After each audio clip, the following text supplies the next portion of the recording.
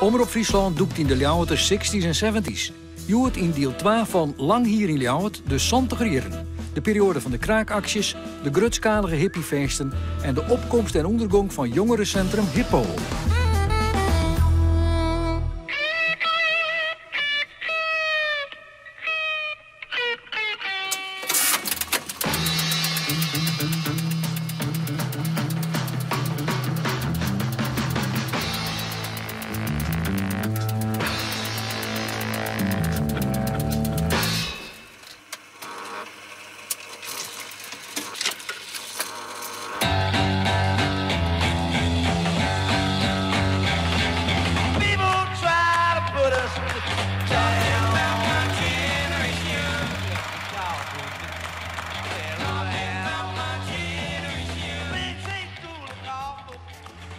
Het is begin jaren 70. De contouren van het nieuwe Ljouwert worden zichtbaar. Om oude stad heen wordt de ene naar de oren moderne woonwijk uit de groenstand. Het gemeentebestuur van Ljouwert had grote ambities, want het tal inwoners maar tussen 1970 en 1984 groeien met 30.000. Goed wonen in Leeuwarden? Ja, zeker. Jawel. Woont u goed? Woont u prettig hier? Ik woon hier prettig, ja. Ik bedoel, voor een arbeider is het moeilijk, hè? Ja. Om een gangbare woning te vinden voor een schappelijke prijs of zoiets. Ik vind wel dat ze dus hier wel veel aan doen. Dat je hier wel goed kan wonen. Ik woon in een gezinswoning, ja. Zou u in een flat willen wonen? Nee. Heb ik 1 keer van mijn leven ingewoond, maar nooit weer. Waarom niet? Nou, alleen al niet. Ik bedoel, maar je hebt mensen boven je wonen en beneden. Dus en vooral met kleine kinderen. Ik bedoel, maar je kunt er nooit doen en laten wat je wilt, hè. Ek moet Ljouwert de winkel- en werkstad worden voor een groot pad van Friesland. Het winkelcentrum. Behoorlijk groot. De stad telt tenslotte 88.000 inwoners en vervult een centrumfunctie voor het hele noorden van de provincie Friesland. Vandaar het grote aantal warenhuizen en speciaalzaken. Waar wonen die 88.000 Leeuwarders? Weinigen in de binnenstad, maar in de woonwijken die daar in de loop der tijden als een ring omheen gelegd zijn. De meeste Leeuwarders moeten voor hun werk naar het centrum. 62,5% heeft een baan in de dienstverlenende sector. Werkt bij de provincie, het Rijk, de PTT. In of vlakbij het centrum zijn grote verzekeringskantoren, banken, ziekenhuizen, horecabedrijven enzovoort. Om alle ambities te realiseren moet de auto rondbaan krijgen. Het gemeentebestuur wil het meest historische pad van de Ljouwerter Binnenstad, bouwd op de Treie Terpen, opofferen van parkeerterreinen en brede toegangsdieken erhinnen. Piet van der Wal is in die tijd begin 20 en een centraal figuur in de Ljouwerter hippie scene. Van de sloopplannen van de Binnenstad binnen hij en zijn vreundenploeg helemaal niet op een hechten. Ze willen maar één ding, een eigen jongerencentrum. Bij het gemeentebestuur krijgen de hand je net voor op elkaar en dus zit er neer te oorzaak als zelfs in de politiek te gaan. Acties wordt oprichten, in maart 1970. Toen kregen we 2 zetels. Ik was toen wel eens even naar de gemeenteraadsvergadering. Maar alles was toen ook nog geheim. Hè? Dus ik heb er toen wel eens even bij de gemeenteraad. Ja, maar vergaderen eigenlijk? Hoe ziet dat eruit nog? Grijze heren in een pak. Een enkele vrouw die nooit wat zei. En, ja, Brandsma die daar zo'n potentaat dat vol zat. Dus, Er wordt kiezen voor een listloeker van middelbare leeftijd. De 44-jarige reclasseringsambtenaar Theo van Haren. Ik wist natuurlijk niks. Ik kon niet eens een bouwtekening lezen. Moet je hem dan zo houden of moet je hem dan zo houden? Dat wist ik niet. Ze zullen toch wel eens een oude lul gevonden hebben. En ik protesteerde ook wel eens tegen de... Nou, ik maakte me echt zorgen met die jongens, de manier waarop ze drugs gebruikten. Het was echt niet alleen maar hash, hoor. Alles was erg anti-autoritair. Dat werd er keihard eigenlijk ingehamerd. Het was een anti-autoritaire beweging. Zoals het toen in die tijd, die hele periode, een typische democratische anti-autoritaire beweging was.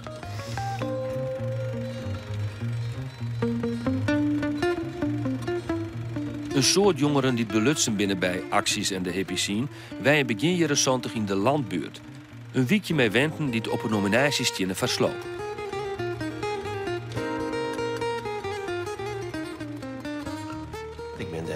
ben ik ook mijn vriend foppen. Nou, ik zandje een ier. En het huisje zit een geruten en niks meer in. Nou, dat kon wel. Moest voor €30 in de maand betalen. Enfin, euro moest mij gaan. Maar de ruten moesten we er zelf nog inzetten. We moesten opnieuw behanger in. Er zit dus verder niks in. De waterleiding moest voor ons sluiten. De tonsje kwamen weer in. De hele week weer nog maar tonsjes. Nou, dat doet de gemeente dan nog wel aan. Dus 1 keer in de week kwam de tonneman. Maar dan werden we dus maar een hele ploeg meisjes die huisjes al weer tijdelijk opknapt hebben voor een periode. Een periode wennen moest je al. Ik zocht een eigen plek en ik had weinig geld. En ik ging naar de landbuurt, want daar kwam ik ook op bezoek bij mensen. En ik ging naar Piet van der Wal en ik zei, nou ja, ik moet een huis hebben. Nou, hij zei, kom maar mee, we gaan een huisje uitzoeken. En wij zochten een mooi huisje uit, trapten de deur in. Ik had een huisje. Daar heb ik een tijd gewoond. Sjoerd Couperus went het er ek. Hij is in die tijd manager van popbandjes en begint met het organiseren van grootschalige hippiefeesten in de Ljouwerskouwburg de Harmonie. De directe aanleiding is de musical Hair, die in de Harmonie opgevoerd wordt. Sjoerd ageert het in de Friese media, omdat Hair de hippie-idealen nevens hem misbruikt uit financieel gewin. Het hier op Broadway room, dus het weer een exploitatie van dingen, nou zeg maar waarden, want normen hielden wij net, maar waarden die wij kostbaar vonden. En daar waren dan een paar $1 miljoen op verdienen en dat vonden wij. Dus ik schreef een stuk in de kranten instuurd, maar dat te zeggen. En toen wie Gerrit de Horst, de directeur toen, die was zo sportief om mij op te bellen. En nou, zei ze, nou, Sjoerd Couperus, wat is dat dan toch, hè? Nou, dat hoefde me niet een keer te zeggen, dus...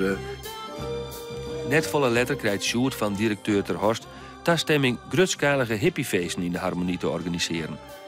Deze powwowfeesten zullen 2 jaar lang uit de 4 omkrieten jongeren loeken.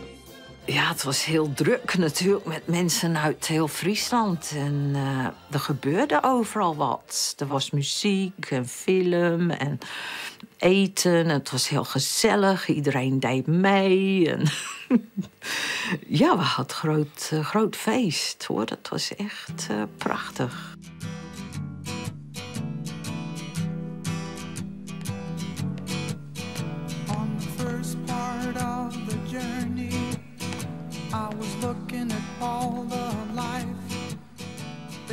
Wat ik hoorde, dat sprak me niet aan.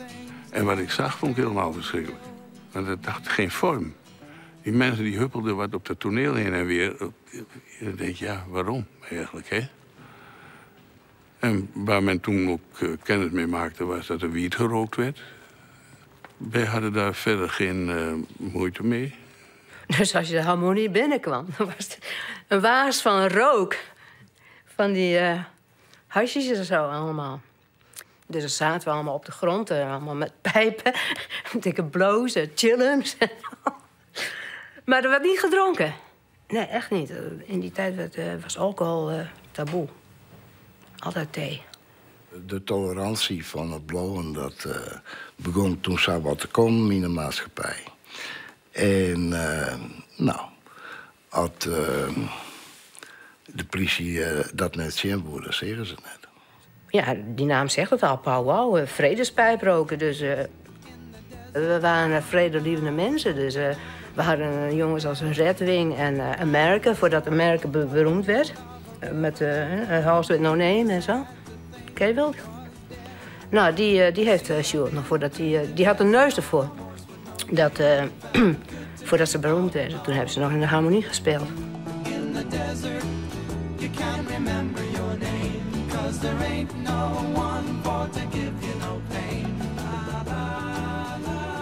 PvdA-wethouder Tiekstra is in die tijd de grote pleitbezwaarder van de structuurnota.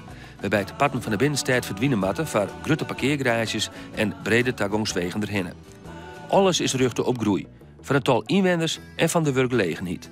Ik ben erg benieuwd naar de wijze waarop u denkt zoveel arbeidsplaatsen te kunnen creëren om deze groei met 30.000 inwoners ook te kunnen realiseren. Vanzelfsprekend zijn dit niet zomaar losse veronderstellingen, meneer Kruijf.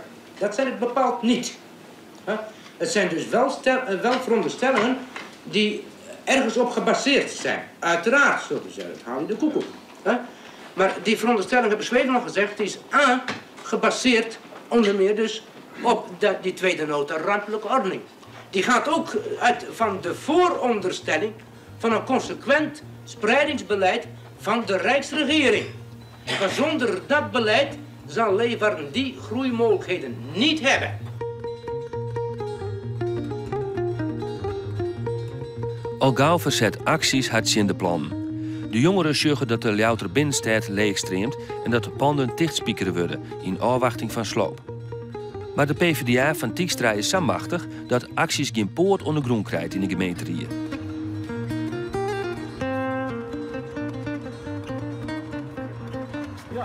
Nou, ik heb hier het structuurplan uit 1965, wat in 1968 door de gemeenteraad vastgesteld is. En daaruit blijkt enorme rondwegen rond de binnenstad, grote doorbraken door de binnenstad, autodoorbraken. Want hierachter in de Middenmaarstraat moest een grote parkeergarage komen. Hierachter in de Speelmaarstraat. En die moesten natuurlijk bereikbaar wezen voor het autoverkeer.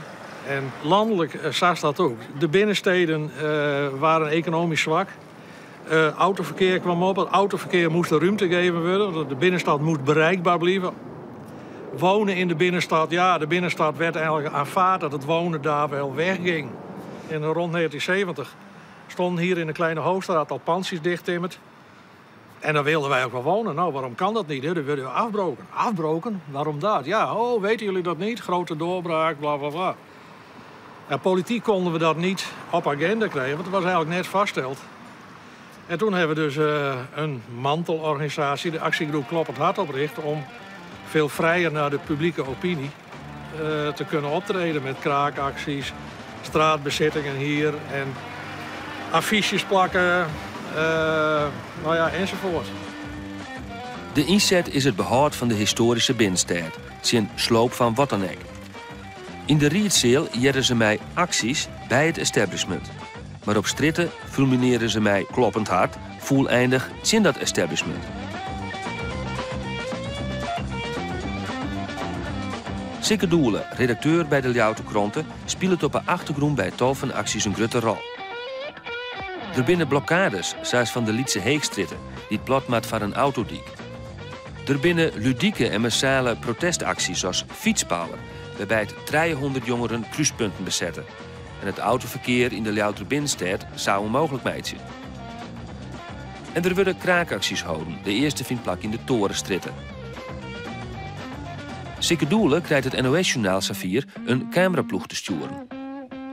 Maar dat had natuurlijk in Leeuwarden een geweldige impact. Want Brandsma was ook des duivels, hè, de burgemeester. Want ja, Leeuwarden nooit op het journaal en dan die qua jongens en nou dan wel. Onze hoofdredacteur van het Fries Dagblad, Hendrik Algeraas, senator, mannenbroeder. Ook lid van het NOS-bestuur, NOS-bestuur. Hoe de nationale redactie het in de hars kreeg om die qua jongens in Leeuwarden in het journaal te zetten. Nou, dat had alleen maar een gunstig effect natuurlijk. Want toen we daarna, een jaar daarna ongeveer, de klanderij kraakten, en we diezelfde journalist of de redacteur bij het Nationaal belden, we hadden meteen weer een. Want die dachten natuurlijk, nou, we laten ons niet onze journalistieke vrijheid ontnemen door Hendrik Algera. Dus die kwamen onmiddellijk weer. Dan hebben we weer het journaal gehaald. Nou, dat was natuurlijk.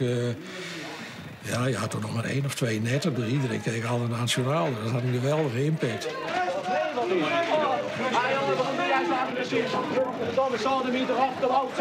Freddy! We hebben van alles geprobeerd door middel van kraakacties om het pand op de monumentenlijst te krijgen. Maar ja, helaas. Het is verdwenen en Abel Bonnema heeft er dit voor terugzet. Want hij dacht, Pietje, ik zet er wel wat moois voor terug. Nou ja, dit is het worden. Ja, het lijkt nou wel leeg te staan trouwens. Maar... De PvdA-fractie in de Ljouwter gemeenterie begint onder leiding van fractievoorzitter Jacob Vellenga stadig gewoon te scoren. Vellenga krijgt heel iets meer moeite met het verdwijnen van de treie terpen dat de oudste stikken van Ljout opbouwt binnen. In 1973 komt voor acties volslijn onverwachts de grutte ommekeer. Wij hadden toen ook een affiche handen af van de terpen. Zo'n hand met handen af van de terpen. En daar plotseling, tot mijn stomme verbazing, Vellenga, fractievoorzitter PvdA, een geweldige spreker, wijdse armgebaren. En tengels af van de terpen. Zo wat. En de zaal applaudisseerde. Overstemde verder alles. De klap wie jong. En nu weer ik ging bij. Het had de Dikstraat het onkamer. Maar het moest zo. Want anders bleef je ompelen. Die hele doorbraaktoestand van tafel. Vellenga's actie is een cruciaal moment in de geschiedenis van de Ljouwter politiek. De historische binnenstad is verreestreden. In 1974 komt er lang omlet Grienjocht voor een eigen jongerencentrum. Hippopotamus Unlimited. In de volksmoele Hippo. In de squalstritten krijgen de jongeren de beschikking over een pond. Ze hadden er 6 jaar op wachten. Ambitieus beginnen ze aan haar een project. Je moest in ieder geval concerten kunnen houden. Hè. Muziek was heel belangrijk, maar er moesten allerlei werkgroepen komen. Meditatieruimte, een zeefdrukkerij. En later moest er ook nog, toen de studenten hier kwamen, moest er een restaurant komen en een mensa. En ja, Hippo, het hoofdgebouw, daar was niet zoveel in te veranderen. Maar aan de voorkant, daar zaten die grote kaarsbakhuizen. Dus wij pikten er steeds meer ruimtes bij. Winkeltjes, naaiateliers. Wat hebben we er allemaal niet gehad? Wie net alleen hoe neem je dat, cultureel centrum, maar ik een vriendenclub. En ik wende daar ik boven bijvoorbeeld, aan de Schoolstraat. Je ging je huis daar ik. En alles kwam daar bij elkaar. Het centrum. Ik woonde daar ook, dus ja. Mijn kinderen zijn daar geboren. En toen mijn oudste zoon een maand of 8 was, heb ik betaald astrologieles gegeven. Samen met een vriend van mij die daar ook goed in was. En dat is het enige wat ik betaald heb gedaan daar. Voor de rest is het allemaal vrijwilligerswerk geweest. En dan hadden we hier de tunnel. Dat was de ingang van het jongerencentrum. Dat was helemaal beschilderd door een kunstenaar. Met verlichting erin en heel sprookjesachtig. Het begon heel donker hier aan het begin, een donkere zee. En hoe verder je die kant uitliep, hoe lichter het werd. En hoe vrolijker het werd en hoe zonniger het werd. Totdat je hier zo in de binnentuin uitkwam. En midden in die tuin hadden we dan een hele grote vuurplaats. Waar iedereen gezellig omheen kon zitten zomerdag.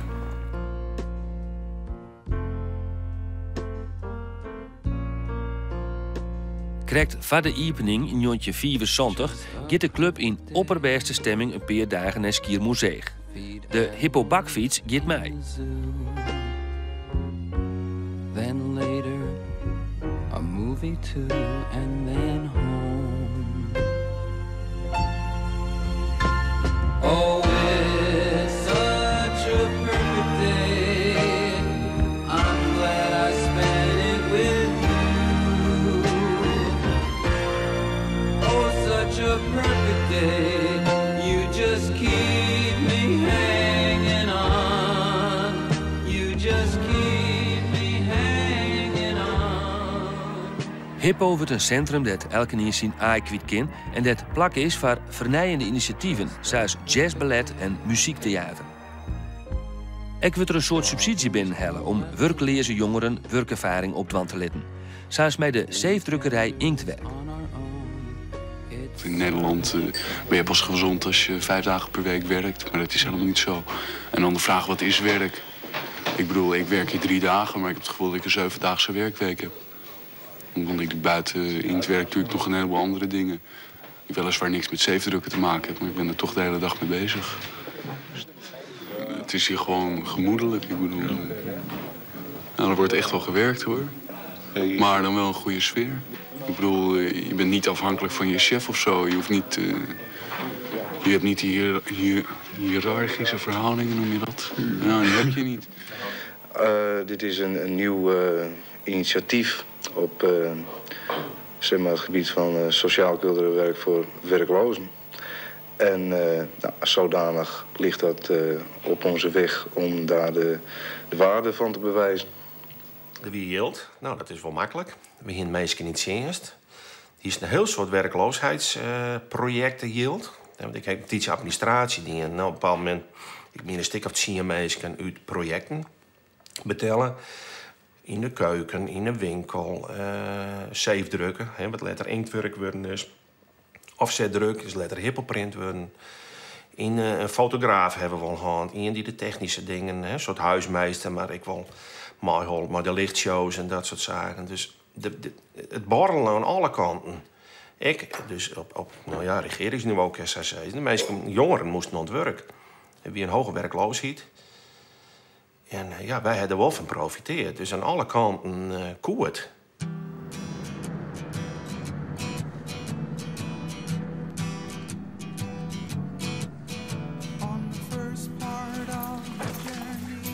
Hey. Kleimers, jongens. Zo maar voorzichtig.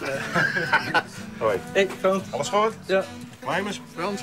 Ziet niet zien, jong. Nee, dat is al jaren niet. Nou, laatst eens een keer bij de Miro zijn. Toen had ik de koppen niet bij. Toen kreeg ik terug in België van vakantie. Ja. Dan had ik dan de Belgische biertjes. Nee.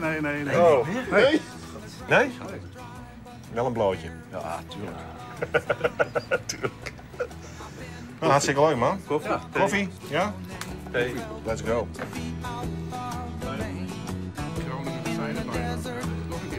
Ja. Ja, toen hadden we een competitie van jongerencentra. Want het Vliet deed toen ook mee, hier uit Leeuwarden. Ja. Je had ook een voetbalteam. Ja. Dat waren van jullie gouden, is dat? Ja, daar hebben we nog wel t-shirts voor gedrukt. Oké. Dit is het Melkwegteam, zo te zien. Ja. Dat waren onze tegenstanders. Toen hadden ze Menko onderuit. Je staat op keep. Ja. Was je toen keeper? Ja, dat ben ik ook geweest. Kleivers is alweer aan het Het moest draaien. niet te snel gaan allemaal. Even voordoen hoe het moet.